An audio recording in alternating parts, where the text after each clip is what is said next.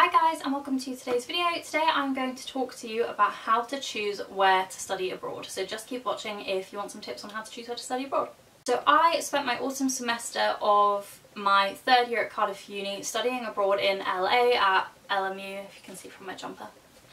And I just thought I'd share my experiences on how I chose where to study abroad and basically tell you some tips if you know you want to study abroad but you're not quite sure where you want to go yet. So my first tip is you need to work out your finances. How much money do you want to / can you spend on studying abroad? Because this massively impacts where you can go. So personally for me, I've always wanted to study abroad, so in America in particular. So I actually had money set aside to study in America. I knew how expensive it was and that money's been set aside for a very long time. But I know that some of my friends, when they were looking at how much they could afford, that they knew that they could only afford like places in Europe, for example, because obviously Europe is a lot cheaper for a British person to go to than America is. So really make sure that you figured out how much money you can actually spend on studying abroad so that you know exactly what countries are feasible for you to go to, because there's not much point falling in love with the university you want to go to and then realising that you actually can't afford to go there. So that is my number one tip, is to budget to start with. That's your first point of call. Work out how much money you have to spend. So the next tip is obviously to look at where your home university has exchange universities, because for the most part you're going to be limited to these universities to choose where you want to go. But yeah, from there look at the areas you can afford. So say you've decided that you can afford America, look what's available in America or Canada. If you decided that you want to go to Europe, look there. Really think about here, it's all about location. So where do you actually want to spend 6 months? Like, do you want to spend 6 months of your life living in Germany, France, America, Canada, Australia? Like, is it somewhere you'd be comfortable to live for 6 months to a year? Because that is so important. You don't want to be living somewhere where you really don't want to be living. Also with location is language. So I think for the most part when you go and study abroad from a British university, your university has chosen universities that probably teach in English. I know that my friends who went abroad to countries that speak other languages other than English as their main language were universities that were taught in English, so that there wasn't a language barrier problem.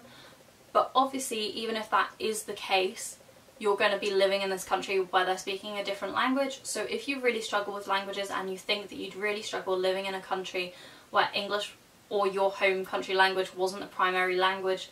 Sorry, my memory card got full there, but we're back on it. Okay, so I was like, yeah, make sure you're choosing a country where you know that you're going to be comfortable living in that country with whatever language they speak as their primary language for 6 months to a year. So my third tip is to look at the modules that the host universities have on offer. So personally, when I was looking between LMU and San Fran State. So I was looking at the different modules that each of the university had on offer, because you don't want to go somewhere where you're not going to enjoy the modules and you don't think you're going to get anything beneficial out of the modules. And you also want to make sure that the modules that are on offer to you aren't things that you've done before, because you want to be expanding what you're learning. You don't want to just keep learning the same thing. So definitely make sure that you're looking at the modules of the host universities and that they are something that you want to study. So my fourth tip is definitely not something that everyone can do, and I fully appreciate that. But if you have the opportunity to look around any of the study abroad institutions, then do it. Because just like when you're looking at UK universities that you want to study at for your undergrad, your masters, you really want to look at them to see what the vibe is like, what the city's like, what the university's like, what the students are really like when they're there and on campus. Personally, I was really lucky that the year before I went to LMU, I was actually on holiday in LA with family. So we went and like took a drive around the campus to see what it actually looked like in person, and obviously it was gorgeous. So I mean, I really liked it, and it meant that I could picture it when I was doing my applications for where I wanted to study abroad at home. It's definitely something that if you have the opportunity to do it, if you want to study abroad in, I don't know, Paris, and you happen to be on holiday in Paris with your family or your friends, go and look at the university, even if it's just from the outside, just to get its general vibe. And my fifth tip is so simple, but it's to follow your gut. If you have a strong gut feeling towards one university and you can afford it and you think you'll like the city, then just go for it. Because at the end of the day, if you don't like it when you get there, there are opportunities to come home.